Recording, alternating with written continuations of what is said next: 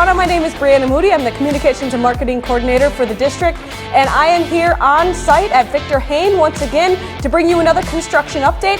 And I am joined by the Project Superintendent, Steve Lenz from Miron. Steve, thanks again for joining us.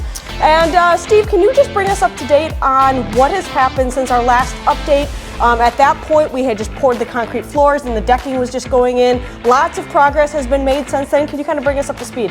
Yeah, so all the steel stud framing's in now, the drywall's going on. They're actually starting to tape and finish drywall. All the duct work is in, the roof drains, all the plumbing piping is going in, getting insulated.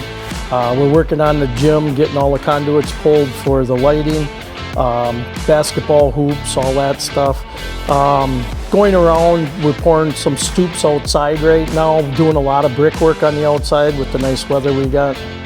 And it's amazing how fast it happens. Like, it's amazing how from week to week the project really changes. Yeah, it changes a lot once we start putting windows in and you can actually see a finished product coming through. So Steve, what are the next steps that we can look forward to in the next month or so? So once drywall's finished, the painting starts, and the painting will be leading into putting ceilings in, and then once the ceilings are in, the flooring will start going in.